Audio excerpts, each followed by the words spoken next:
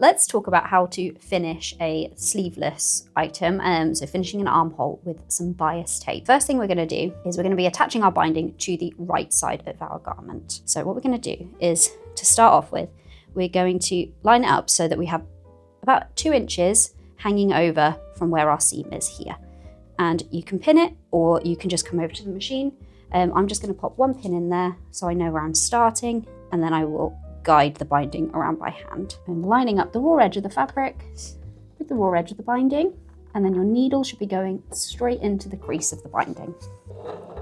So a couple of stitches to start, and then we're going to keep sewing, matching our binding to our raw edge of our fabric. Once I get a couple of inches away from my underarm seam, I'm going to stop. And now what we want to do is kind of hold our fabric in a way where we know where that seam is going to be, and then match up the bindings. So I know that my seam, I'm going to use a pin, and I'm going to pop it in there for now.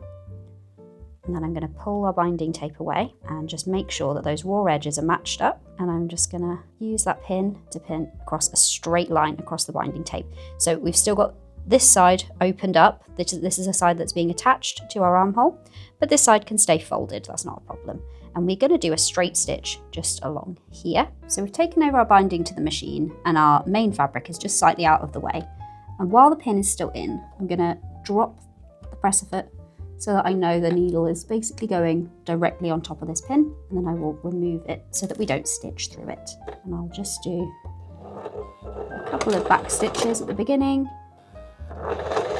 and stitch through that bias tape. It basically is creating one continuous loop of bias tape.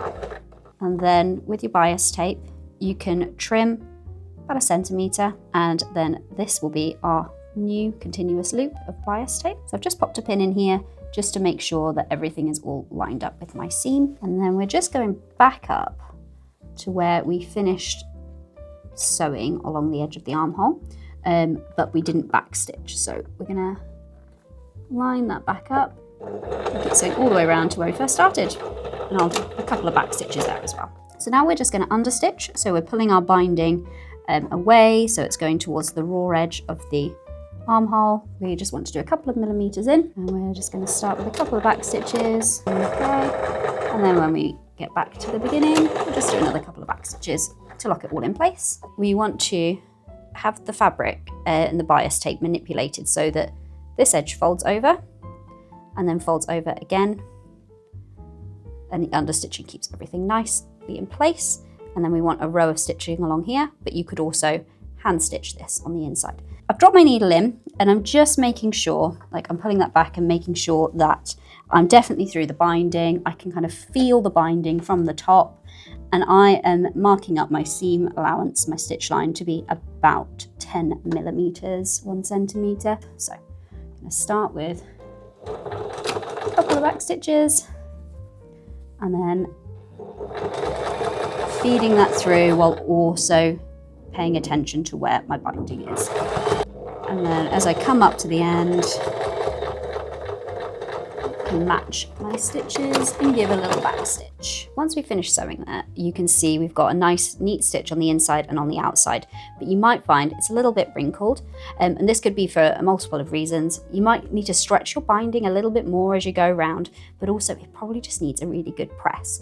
Now, it's really tricky to press things that are on a curve like this on a flat surface, so I would recommend a tailor's ham or a sleeve ham, and that will just help you get your creases out. But a good iron, and you'll end up, you can see here, you'll still have a few creases here, but if you go over a tailor's ham like that and you sort of stretch this out, you'll see that all those will disappear.